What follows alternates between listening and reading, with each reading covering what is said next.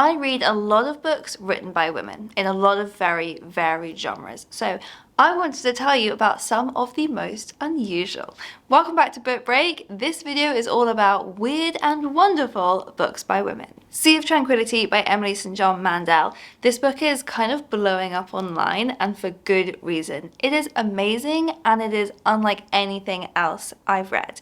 This is a time travel book, it's a parallel timeline book, it's a pandemic book, it's a really meta book that involves the author in the book. It takes you through a few centuries and you meet different characters at each time point, but there is one recurring figure who shows up in each time, and then it all builds up to the center of the book where you meet him and see how he became a time traveler, basically. But one of the storylines that we go through is about a woman who is a writer, just like Emily St. John Mandel, and she became famous for writing a book about a pandemic during a real-life pandemic. Again, this is very similar to Emily St. John Mandel, who is the author of Station 11, a book about a pandemic that actually came out a few years before COVID-19 and eerily seemed to predict a lot of the things that happened in that book. Got really, really popular during the pandemic. And so there's this quite meta section where you read about an author going on a book tour, talking about this novel that she wrote, but because we're set in the future, the book tour is across different planets. I don't want to tell you too much more about how all the different strands of this book come together because it's so clever. It's really, really page turning. It's really accessible, even if you're not previously a sci-fi fan. I think this book is one of those that appeals to lovers of lots of different genres. Because it is science fiction, it's got the time travel, but it's also set in our real world. It's just our world in the past, the present, and in the future. Briefly a Delicious Life by Nell Stevens is a book narrated by a teenage ghost. So right from the beginning I knew that was something I was going to want to pick up, and I absolutely loved it. It's such a beautiful book. It actually tells the story of Chopin and his lover George Sand, who spent a few months living in Mallorca while Chopin was really ill. And so it's based on this true story, which I didn't really know anything about, but it tells their story through the eyes of a ghost who has lived in this monastery in Mallorca where they're staying for centuries. And we get flashbacks to find out her story, what happened to her, how she ended up haunting this monastery. It's also a book that explores queerness in really interesting ways because Blanca, the teenage ghost, in the time that she was living and up to her teenage years where her life ended, she didn't have the chance to explore queerness. She wouldn't have had the understanding to explore queerness at that point. But as a ghost in the centuries after, she has found herself falling in love with beautiful women who she sees coming through the monastery at different points in history. Talking of books that are blowing up online, Our Wives Under the Sea by Julia Armfield is huge on TikTok. People are absolutely loving this book. It is weird and wonderful. This is a book about a couple, Leah and Miri, who are recovering from the aftermath of Leah having been sent on this deep sea mission that went wrong. And we go back and forwards in time, so we learn a little bit about Leah's experience in this submarine when something very strange happened. And then the present day sections are narrated by her wife Miri, who is struggling to come to terms with the change that happened to Leah. She came back from the sea, but she did not come back the same.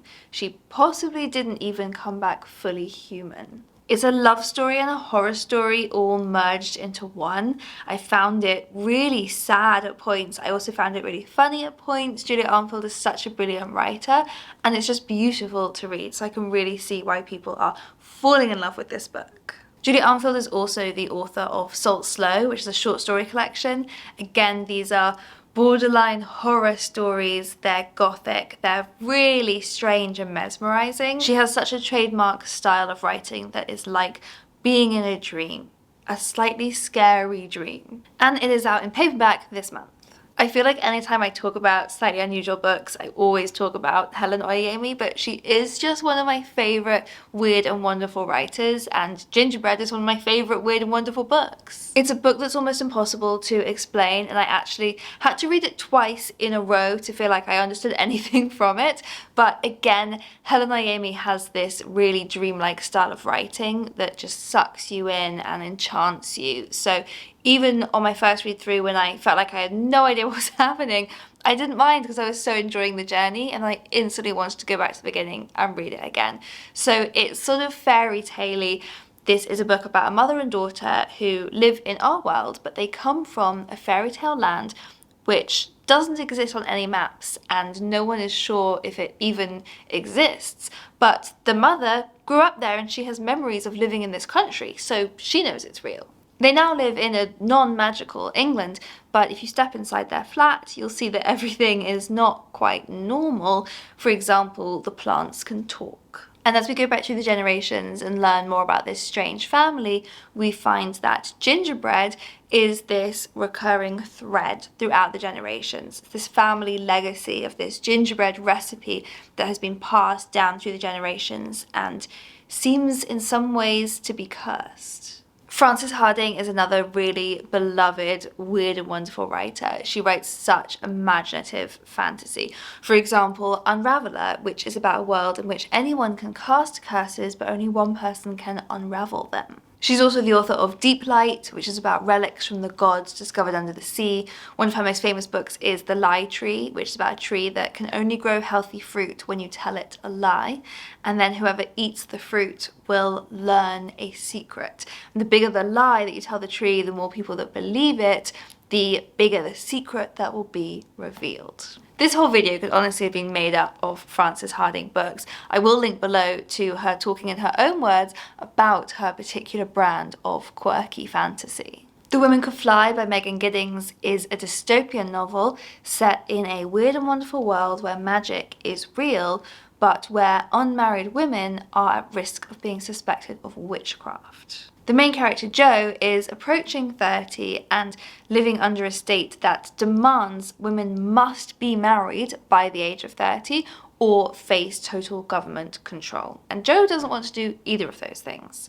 Her situation is made even more complicated by the fact that her own mother disappeared when Jo was 14, and rumours swirl that her mother was a witch. So this does not leave Jo in a good position.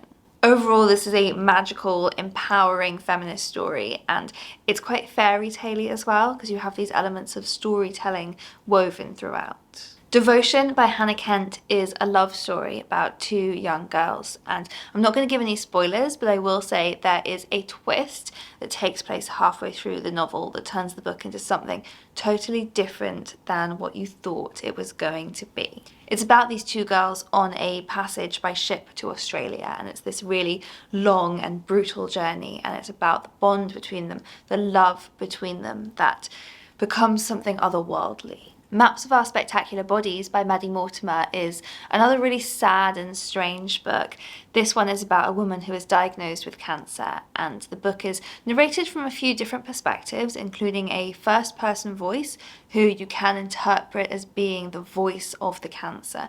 It's something that moves through Leah's body and encounters other characters along the way, such as the chemotherapy. The book itself is laid out in a really unusual way. The way that words are arranged on the page is really creative. The book was longlisted for the Booker Prize. It won the Desmond Elliott Prize, a really groundbreaking book. And I'm going to leave you with one to watch out for, a book coming out later this year, which is The Centre by Ayesha Manazir Siddiqui. This is about a language school that claims it can make anyone fluent in any language in just 10 days. Sounds great, sign me up.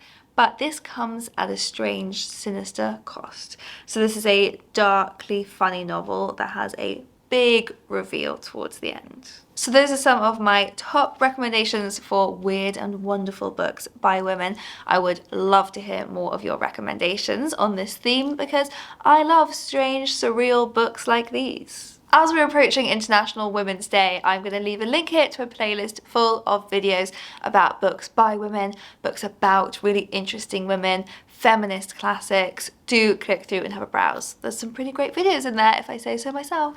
And of course, make sure you are subscribed to Book Break for new videos every week.